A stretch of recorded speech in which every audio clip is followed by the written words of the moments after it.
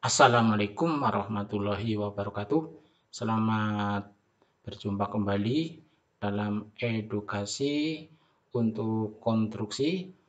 Untuk kali ini kita ingin menerangkan teori bagaimana turap itu dibangun.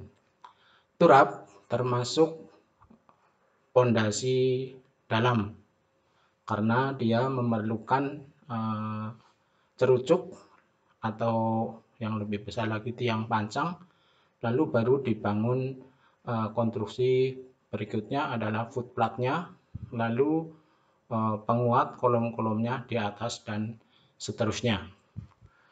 Penjelasan turap ini kita awali dari bagaimana suatu kontur tanah yang miring dan di situ ada cekungan air sehingga perlu adanya turap ini. Turap adalah dinding penahan tanah supaya tidak longsor sehingga tanahnya nanti apabila di atasnya dibangun suatu bangunan, maka bangunan itu akan kokoh dibuatnya. Selanjutnya, konstruksi turap yaitu pertama terdiri dari footplatnya ini, ya, footplatnya, pondasi dalamnya. Namun dia tidak bisa berdiri apabila tidak ada cerucuk. Ini cerucuknya, ya, cerucuknya, ya, ditancapkan atau menggunakan tiang pancang. Ya, tiang pancang apabila misalnya membangun suatu dermaga yang lebih dalam lagi, lebih luas. Ya. Lalu di atasnya cerucuk, ini misalnya kemiringannya 45 derajat. Lalu ada footplatnya, ini footplatnya.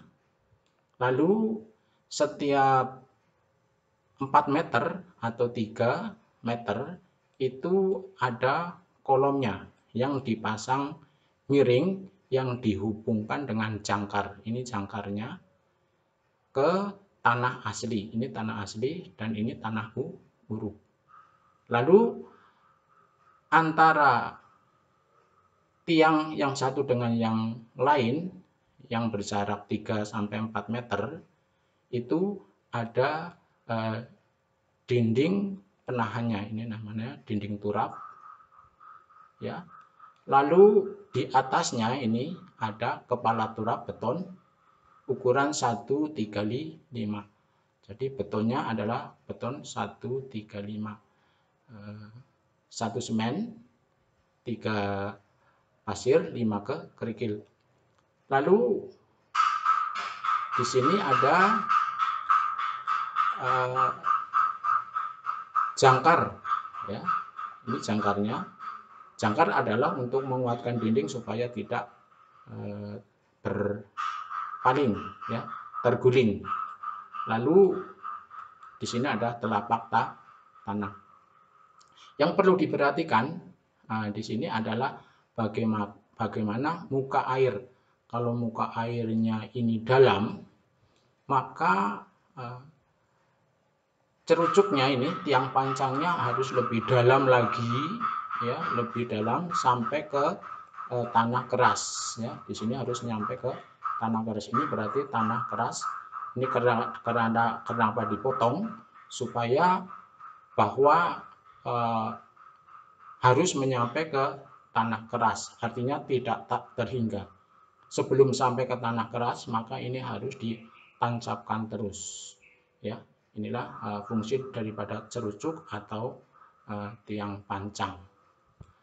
Selanjutnya di atasnya di sini ini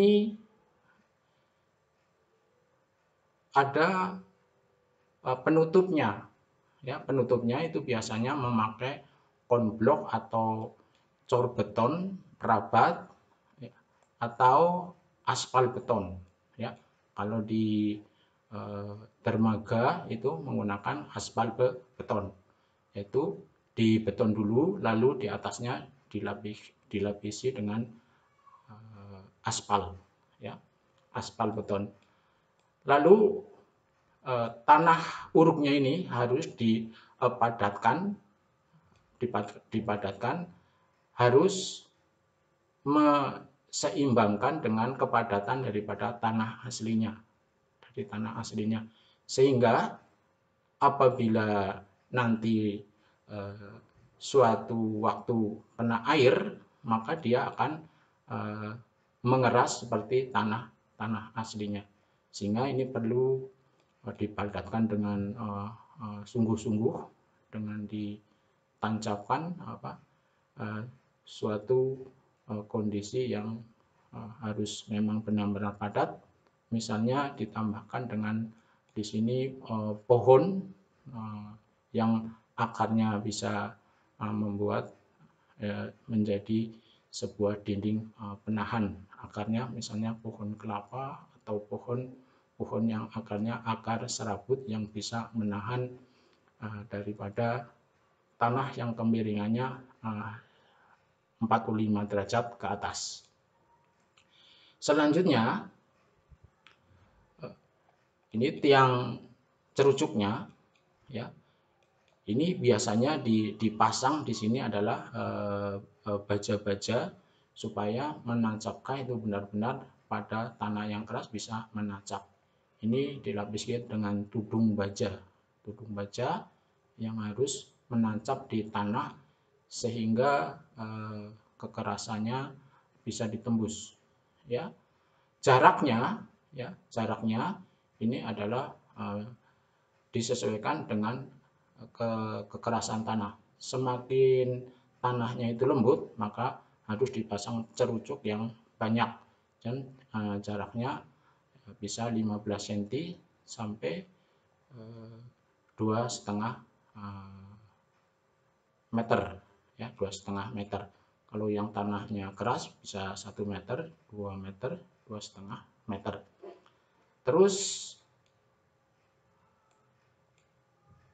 ketinggiannya ini adalah 2,5/3 dinding turap. Misalnya ini dinding turapnya 5 meter, maka cerucuknya yang harus menancap adalah 2/3-nya, yaitu sekitar 10 meter.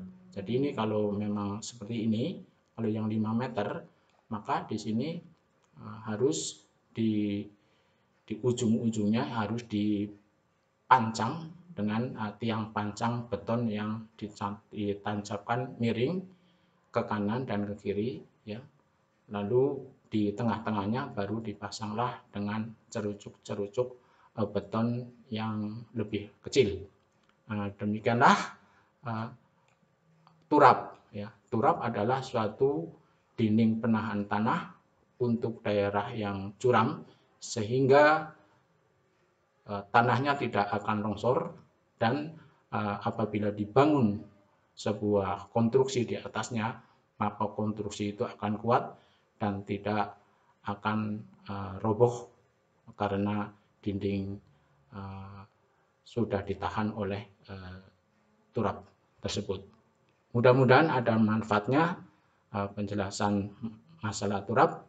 Sebagai seorang konstruksi, kita harus lebih berhati-hati dalam merencanakan sebuah bangunan turap, karena ini menyangkut kekokohan daripada bangunan yang dibangun di atasnya. Mudah-mudahan ada manfaatnya. Assalamualaikum warahmatullahi wabarakatuh.